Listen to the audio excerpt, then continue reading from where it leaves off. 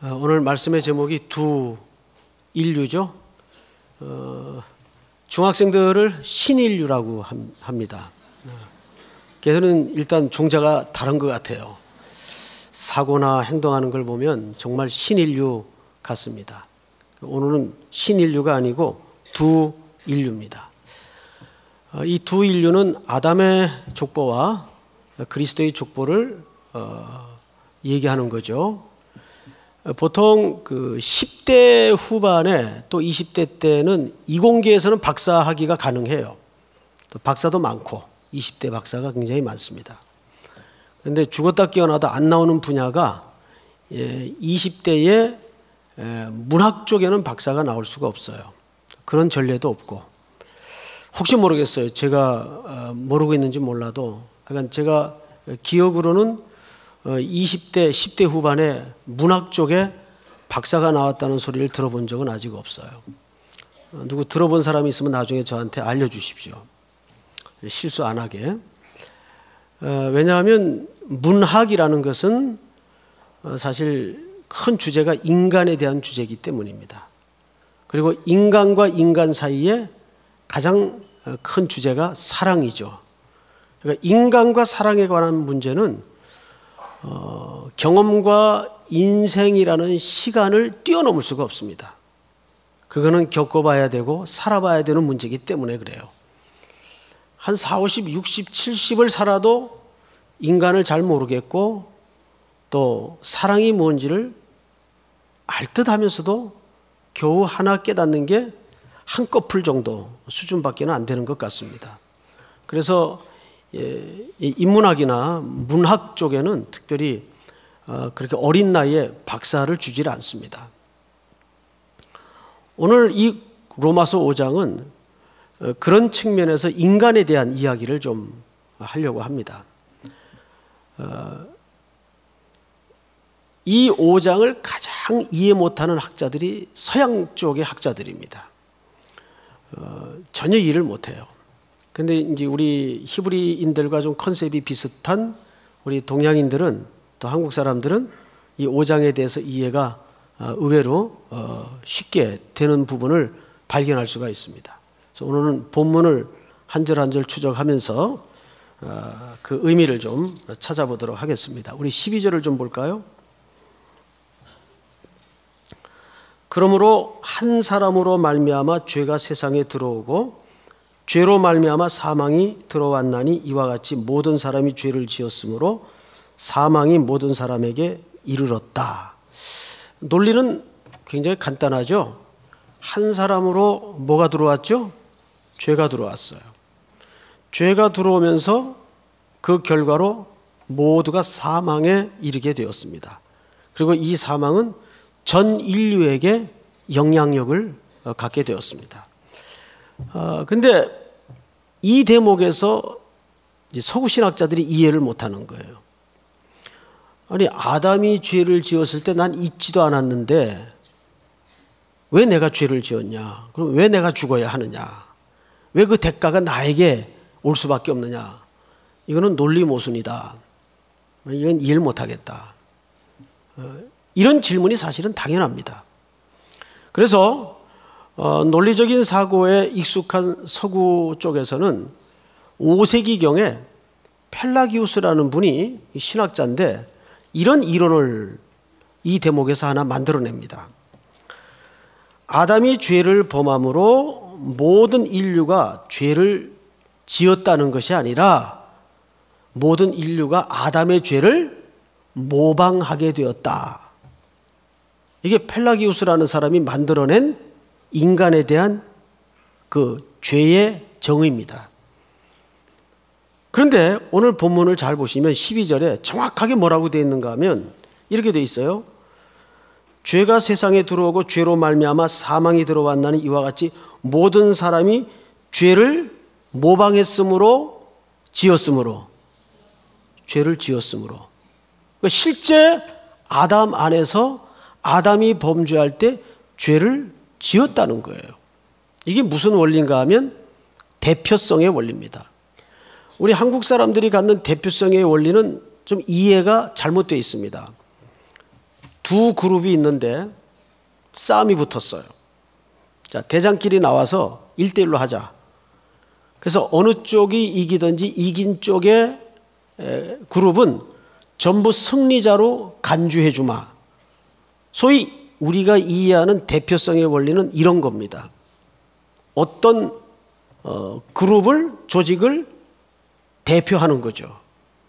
그래서 한 사람의 승리로 나머지를 승리자로 취급하는, 여기는, 이게 대표성의 원리입니다. 그런데 성경에서 말하는 대표성의 원리는 그 개념과 의미가 조금 더 깊습니다. 아담이 범죄함으로 우리가 다 죄인으로 취급되고 여겨졌다는 말이 아니에요. 아담이 범죄할 때 우리가 그 속에서 같이 죄를 실질적으로 지었다는 것이 성경의 입장입니다. 이것을 펠라기우스의 이론과 대척점에 서 있던 어거스틴이 히브리서 7장을 가지고 논박을 했습니다. 로마서 5장 강해에 보면 어거스틴이 이 대목에서 히브리서 7장에 나와 있는 내용을 가지고 대표성의 원리를 정확하게 설명을 했어요. 우리 그 대목을 직접 찾아서 한번 확인을 좀 해보십시다. 히브리서 5장.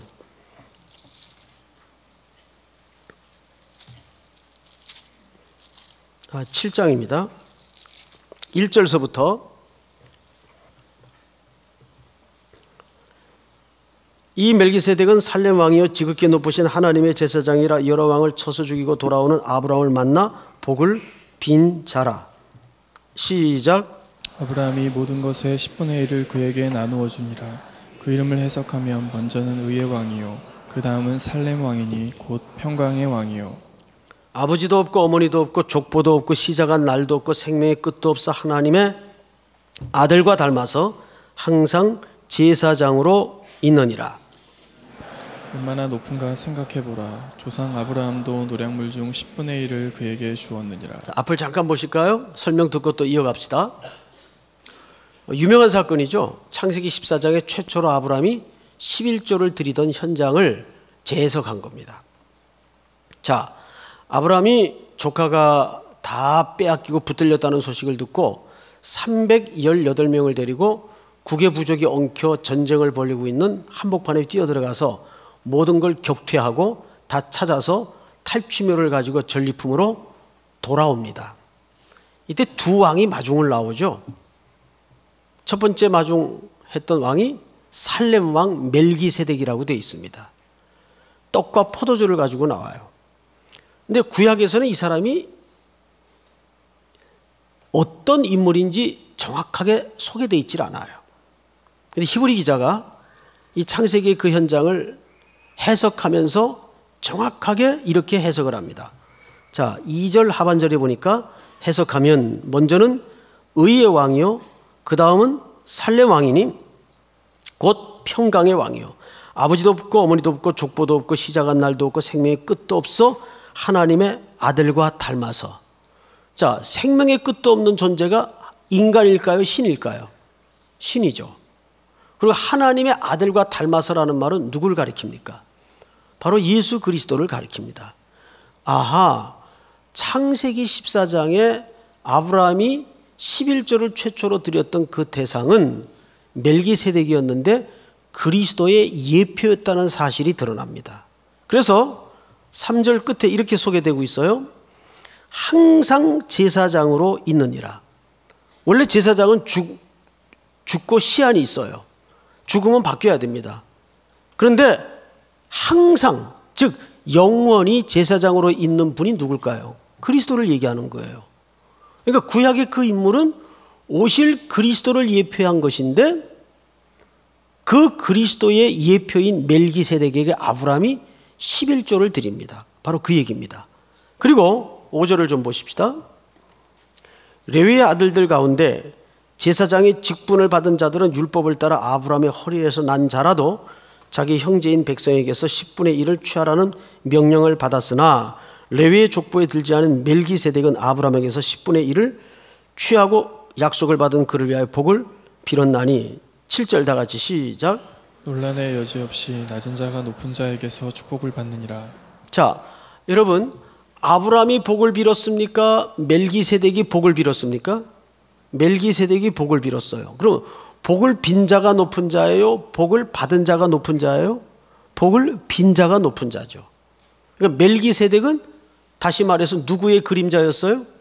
그리스도의 예표였어요. 그러니까 아브라함은 누구에게 11조를 드린 겁니까? 즉 오실 그리스도에게 11조를 드린 겁니다.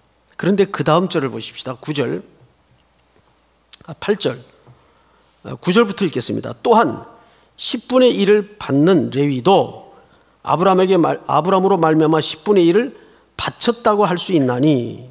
잠깐만요. 여러분, 아브라함이 멜기세덱에게 10분의 1을 드릴 때 레위는 땅에 존재했습니까? 안 했습니까? 존재하지 않았어요. 존재하지 않았는데 아브라함이 11조를 드릴 때 드렸대요. 어떻게? 10절 다 같이 시작. 이는 멜기세덱이 아브라함을 만날 때 레위는 이미 자기 조상의 허리에 있었습니다. 여러분, 아브라함이 멜기세덱에게 11조를 드릴 때는 레위는 그때 이미 세상에 태어난 존재가 아니고 아직 한참 역사가 흘러가야 태어납니다. 그런데 그때 어디에 있었대요? 아브라함의 허리에 있었답니다. 그래서 아브라함이 드릴 때 레위도 11조를 드린 것으로 여기 기록을 하고 있습니다. 이게 똑같은 원리예요. 아담이 범죄할 때 저와 여러분도 어디에 있었을까요? 아담의 허리에 있었습니다. 그래서 아담이 범죄할 때 우리는 아담 때문에 범죄한 것으로 취급을 하는 게 아니라 똑같이 범죄를 한 죄인입니다. 그래서 다윗이 시편에다가 처절한 죄를 경험하고 겪은 다음에 뭐라 그러죠? 내가 모태에서 태어날 때부터 죄악 중에 출생하였으며, 그리고 그가 중보자가 있어야 된다는 사실 앞에 눈을 뜨게 되죠. 그리고 구속의 주님을 바라보게 됩니다. 여러분, 이게 대표성의 원리예요. 대표성의 원리라는 것은 세상 개념처럼 한 사람의 이김으로 나머지도 승리자로 여겨준다라는 말이 아니에요. 실제로 나머지도 싸운 거예요. 그래서 같이 이긴 거예요. 그렇게 확고하게 대표성의 원리는 우리가 생각하는 원리와 조금 달라요. 그러니까 아담이 중앙동산에서 하나님과 계약을 맺습니다. 언약을 맺어요. 다른 건 내가 다 취할 수 있는데 저 동산 중앙에 실과는 손대지 마라. 그러면 그 실과에 무슨 특효약이 발라져 있어서가 아니에요. 그것은 이 동산은 내 질서와 내 약속과 내 통치 아래서 네가 살아야 너는 행복하게 살 수 있다 계약을 맺는 거예요. 그러니까 피조물은 하나님의 질서와 하나님의 통치 아래 있을 때만 행복하도록 창조되었습니다. 그런데 뱀을 통한 사단의 유혹으로 자존하려는 마음이 높아져서 하나님께로부터 독립하고자 하는 마음 때문에 그 계약이 깨져버립니다. 그래서 인류의 영원한 죄는 뭐냐 하면 하나님께로부터 독립하려는 시도였어요. 성경은 그것을 뭐라 그러죠? 불순종이라고 얘기합니다. 그때부터 인류는 죽음의 문제와 맞닥뜨리게 되었어요. 수천 년의 인류의 역사는 결국 온 인류가 이 죽음의 문제와 직면하게 되었습니다. 아무도 이 죽음의 문제에 답을 갖고 있질 못해요. 이때 성경은 위대한 반전을 기록하고 있습니다. 15절을 볼까요? 로마서 5장 15절 한번 같이 읽겠습니다. 시작. 그러나 이 은사는 그 범죄와 같지 아니하니 곧 한 사람의 범죄를 인하여 많은 사람이 죽었은즉 더욱 하나님의 은혜와 또한 한 사람 예수 그리스도의 은혜로 말미암은 선물은 많은 사람에게 넘쳤느니라. 네, 이렇게 답이 없던 인생들에게 하나님은 예수 그리스도라는 둘째 아담을 마지막 아담 겸 이 땅에 보내셔요. 그래서 그 아담은 이 땅에 육적인 후손을 남기지 않고 십자가에서 못 박아 죽으시는 이유가 뭐냐면 그 욕된 아담의 족보를 끝내시는 겁니다. 십자가에서 끝내는 거예요. 왜일까요? 여러분, 노예는 언제 노예의 신분에서 진정 해방이 되는지 아십니까? 죽어야 돼요. 그 외엔 방법이 없어요. 옛날에는 계급사회여서 아무리 똑똑하게 태어나도 상놈 집에 태어나면 상놈이에요. 아무리 바보 같아도 양반 집에 태어나면 혈통이 양반이에요. 그런데 그 상놈의 족보를 끝내는 방법은 족보 세탁한다고 양반이 되는 게 아니에요. 죽어야 돼요. 그래서 예수님이 십자가에다가 모든 인류를 못 박았습니다. 자기가 죽을 때 끌어안고 묶어서 같이 죽었어요. 그래서 우리가 예수님이 십자가에 죽을 때 같이 죽은 겁니다. 난 그 태어나지도 않았는데. 자, 한번 물어볼게요. 시간이라는 것은 인간에게 필요한 겁니까? 하나님에게 필요한 개념입니까? 인간에게 필요한 개념이죠. 그런데 2000년이라는 시간의 간격을 걷어내 보십시오. 십자가의 사건은 현재가 됩니다. 영원한 현재. 이걸 영단본이라고 얘기를 해요. 그래서 나는 그때 태어나지 않았지만 이미 예정 가운데 택함 받은 백성으로 예수님이 십자가에 죽을 때 내가 같이 죽었어요. 여러분, 그 사실을 믿습니까? 이것이 갈라디아서 2장 20절이 말하고 싶은 중요한 초점이에요. 기독교는 인간을 고쳐서 선하게 만드는 종교가 아니에요. 인간에게는 견적이 안 나와요. 뜯어 고치려니까 견적이 안 나와요. 그래서 방법은 죽여서 새 거를 만드는 거예요. 그래서 고린도전서에서 뭐라고 그랬어요? 그런즉 누구든지 그리스도 안에 있으면 새로운 피조물이라. 리모델링 한 게 아니에요. 우리는 리모델링 해가지고 답이 견적이 안 나왔던 존재예요. 그것이 로마서 3장의 깊은 증언 아닙니까? 모든 사람이 죄를 범하였음에 하나님의 영광에 이르지 못하더니. 이게 무슨 말일까요? 우리가 죽는 방법 외에는 답이 없었어요. 그래서 예수님이 십자가에 죽으실 때 우리를 거기다가 묶어서 같이 죽었어요. 주님이 십자가에 못 박힐 때 우리가 같이 못 박혔어요. 믿습니까? 그러나 우리는 또 이렇게 생각해서는 안 돼요. 예수님이 십자가에 죽으신 사건은 우리를 죽을 자리에서 살려놓는 단선적인 사건으로만 이해해서는 안 돼요. 십자가의 주님의 구속은 특별히 우리의 완성의 자리까지를 포함한 죽음입니다. 그래서 십자가는 담보요, 보증이에요. 확증이에요. 그러나 그것이 시간 속에서 펼쳐질 뿐이죠. 사건과 스토리 속에서 펼쳐질 뿐이죠. 예수 그리스도께서 십자가에 우리를 묶어서 죽일 때는, 본인이 죽으실 때는 우리도 거기에서 같이 죽었고, 그분이 부활하실 때 첫 열매가 되셔서 우리로 하여금 그 다음 열매가 되도록 은혜를 선물하신 겁니다.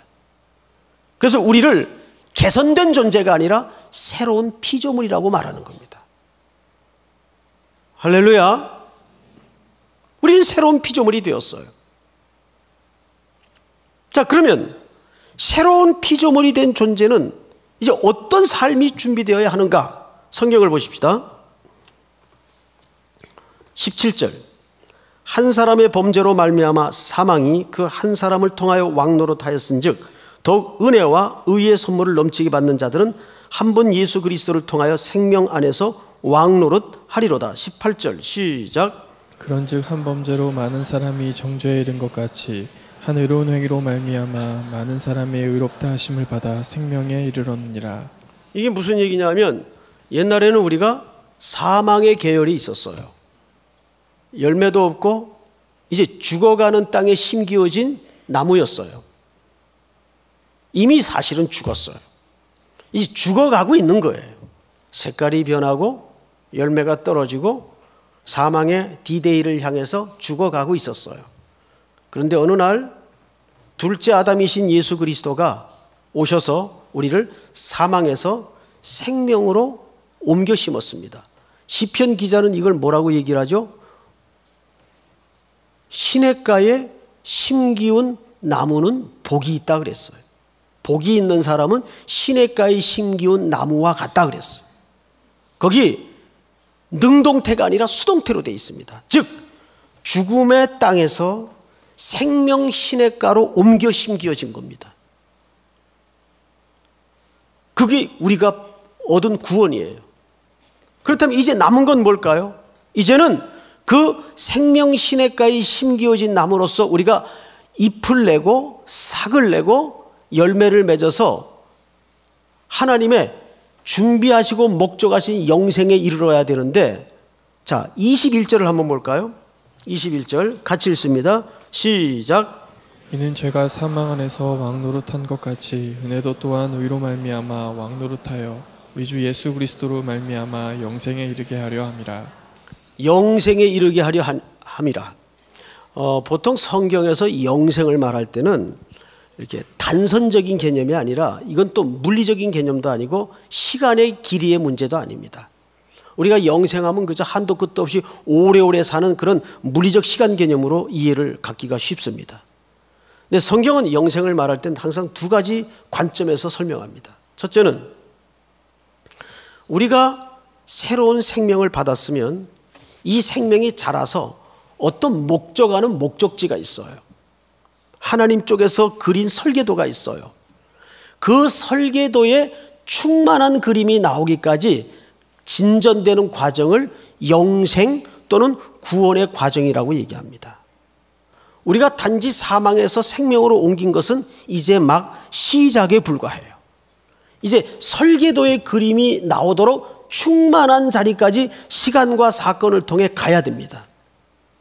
그리고 그 마지막 시간이 이르를 쯤 우리는 그리스도의 신부가 되어서 하나님이 영원한 삶으로 준비하신 생명 강가에서 복락의 강수를 누리며 그 영생을 경험하고 맛보는 풍부하고 놀라운 삶이 계시록에 소개되고 있습니다.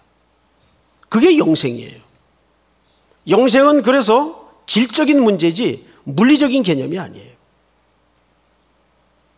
그러려면 우리에게 가장 요구되는 덕목이 뭘까요? 19절을 한번 볼까요? 제가 읽겠습니다.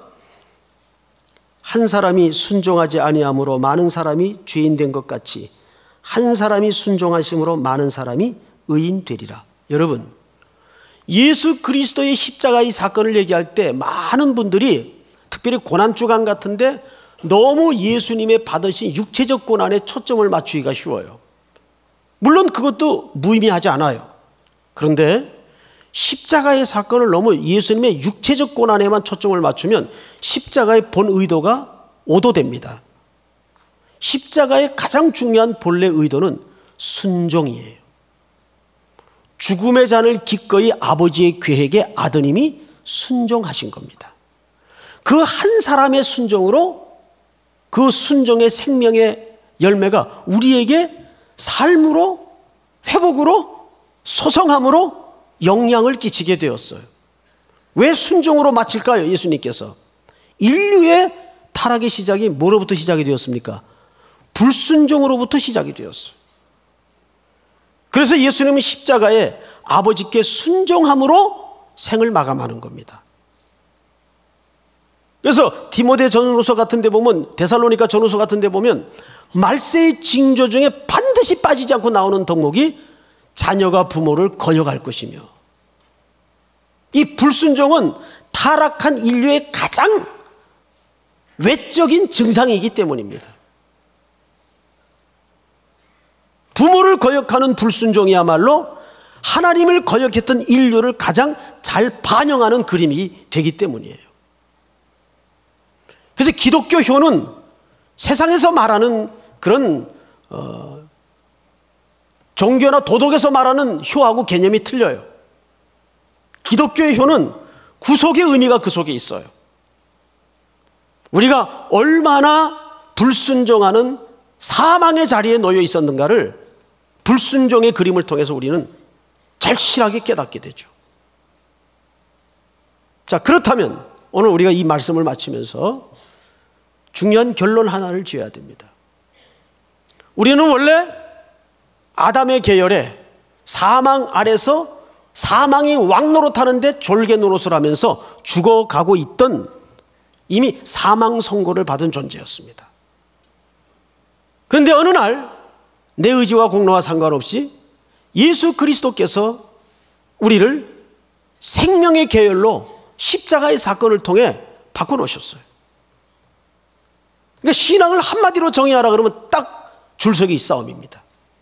네가 어디에 소속이냐의 싸움이에요. 사망에 소속된 존재냐, 생명에 뿌리 박은 존재냐. 그런데 우리는 그 사망과 생명을 자기의 수준으로 결정을 해버려요. 그건 대단히 위험한 생각입니다. 비록 지금 연약하고 부족하고 아직은 내 안에 더러운 불순종의 모습들이 녹아져 있다 할지라도 우리가 그리스도의 공로로 생명에 뿌리 박은 이상은 예수 그리스도께서 그 우리를 목적하신 단장한 신부와 같은 모습으로 이르도록까지 우리를 붙잡으시고 끌고 가시고 동행하신다 그 말이에요. 이것이 구원에 대한 하나님의 열심이에요. 그것이 가장 극명하게 드러난 사건이 십자가의 사건입니다. 그래서 신앙이라는 것은 십자가예요. 내가 십자가 붙드는 거야. 거꾸로 져도 십자가 앞에 거꾸로지고 무너져도 십자가 앞에서 무너지는 거예요. 그래야 다시 일어날 수가 있어요. 멀고 힘들고 험한 길을 가면서 우리 그리스도인들에게 그래서 가장 어려운 게 뭘까요? 순종하는 싸움이에요. 그렇게 많은 나이를 살지는 않았지만 100사람이 저에게 신앙생활하면서 제일 어려운 게 뭡니까? 라고 묻는다면 좀 100번 다 순종하는 게 제일 어렵습니다 라고 대답을 할 수밖에 없어요.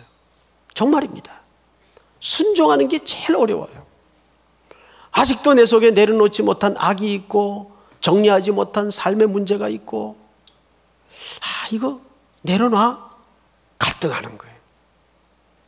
사랑하는 성도 여러분, 오늘 이 시간 주시는 말씀을 통해서 우리가 사망의 우산 밑에 있는가, 생명의 우산 밑에 있는가 곰곰이 한번 생각해 보십시다. 영접하는 자 곧 그 이름을 믿는 자들에게는 하나님의 자녀가 되는 권세를 주셨으니 이는 혈통으로나 육정으로나 사람의 뜻으로 나지 아니하고 오직 하나님께로 난 자들이니라. 아무든지 그리스도를 주라 시인할 자가 성령으로 말미암지 않고는 없다.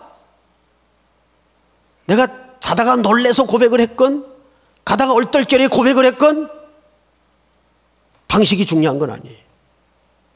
하나님께서 여러분들을 감동하시고 간섭하지 않으면 누구도 그리스도를 주라고 고백할 수가 없어요. 그런 의미에서 그 고백이 이미 여러분들이 입 밖에서 터져나온 분들은 어쨌든 성령이 여러분 속에 내주하시는 분들입니다. 그렇다면 그 성령께 이제 순종하는 싸움을 걸어야 돼요. 과거에는 죄로 여기지 않았던 것들이 이제는 불편해지고 이제는 갈등으로 일어나고 새로운 전쟁이 내 영적인 내면 속에서 일어나기 시작하는 겁니다. 그게 정상이에요. 그래서 예수를 믿고 산다는 것은 새로운 전쟁을 벌이면서 사는 겁니다. 말씀의 검을 빼어들고 나에게 끊임없이 밀려오는 이런 갈등을 놓고 계속 가지를 쳐내고 잘라내는 거예요. 싸우는 거예요. 그런데 하나님께서는 그 싸움을 우리 홀로 가게 두지 않는다는 겁니다. 그래서 우리 속에 영원히 내주하시는 성령님을 보내신 겁니다. 믿습니까? 그 성령님은 오늘도 여러분들에게 보혜사가 됐어요. 보증이 됐어요. 성령의 말하시기 함을 따라 우리가 말하도록 돼 있고 삶을 살도록 돼 있습니다. 오늘도 생명나무 아래 생명이 왕노릇하는 이 가운데 붙들린 여러분들께서 주님 다시 이 땅에 오시는 그날까지 순종으로 결단하기로 작정하여 일어서는 귀한 시간 되기를 축복합니다. 우리 다 일어나십시다.